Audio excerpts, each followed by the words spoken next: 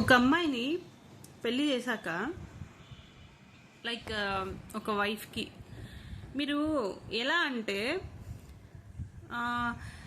నేనే పర్సనల్గా ఏం కాదు కానీ నాకు అనిపించింది, చాలామంది నేను చూసి చెప్తున్న విషయం ఇది. ఒక అమ్మాయి ఒక ఫ్యామిలీ కోసం ఎంత సాక్రిఫైస్ చేస్తుందో తెలుసా మీకు? చెప్తున్నా వినండి. ఫస్ట్ థింగ్, తన చదువుకున్న, కంపల్సరీ ఈ జనరేషన్ చదువుకోకుండా ఎవరు ఉండరు కదా, చదువుకున్న చదువుని సాక్రిఫైస్ చేస్తుంది. అలాగే ఆ అమ్మాయి ఆశల్ని, ఆ అమ్మాయి కోరికల్ని, ఆ అమ్మాయి లైఫ్ స్టైల్ని, ఎవ్రీథింగ్ సాక్రిఫైస్ చేస్తుంది. ఈవెన్ ఆ అమ్మాయి వాళ్ళ పేరెంట్స్ ఆశలను కూడా సాక్రిఫైస్ చేస్తారన్నమాట. ఆ అమ్మాయి చదువుకున్న చదువుకి ఆ అమ్మాయి బతుకి సంబంధమే ఉండదు.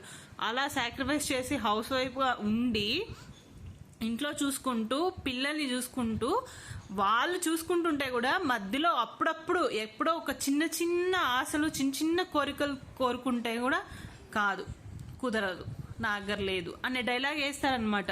నేను రీసెంట్గా నాకు తెలిసిన వాళ్ళలోనే చూశాను. ఎంతమంది ఎన్ని సాక్రిఫైస్ చేసేస్తుంటే మీకు అక్కడ అలా తెలుస్తుందో తెలియట్లేదు మీకు. యాక్చువల్గా అయితే ఆ అమ్మాయి ఎంత ఫీల్ అవుతుందో అది అనుభవించే వాళ్ళకే తెలుస్తుంది ఆ పెయిన్ అనేది. తను చదువుకొని ఉండి జాబ్ చేసే అంత ఇది ఉంటుంది, కానీ తను జాబ్కి వెళ్తే పిల్లలు చూసుకునేది ఇది ఎవరు ఉండరు, కానీ తప్పదు, చూసుకోవాలి. తను అన్ని సాక్రిఫైస్ చేయాలి. ఈవెన్ ఆ అమ్మాయి బ్యూటీ నుంచి ఎవ్రీథింగ్, ఎడ్యుకేషన్ నుంచి వాళ్ళ పేరెంట్స్ కోరికలు కూడా సాక్రిఫైస్ చేయాలి. అప్పుడప్పుడు ఏదో భిక్షగా అనుకొని అయినా కనీసం ఎప్పుడన్నా వీళ్ళు మెచ్చుకుంటారేమో, వీళ్ళు ఏమన్నా మనల్ని పొగుడతారేమో, లేకపోతే వీళ్ళు ఎవరన్నా మనల్ని దగ్గర తీసుకుంటారేమో, అట్లీస్ట్ రెస్పెక్ట్ ఇస్తారేమో అని ఎక్స్పెక్ట్ చేస్తూ ఉంటుంది ఆ అమ్మాయి మాత్రం. ఎందుకు అలా?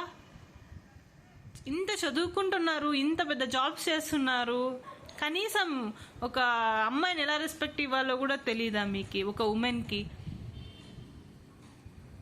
Sorry. Thank you for watching. By.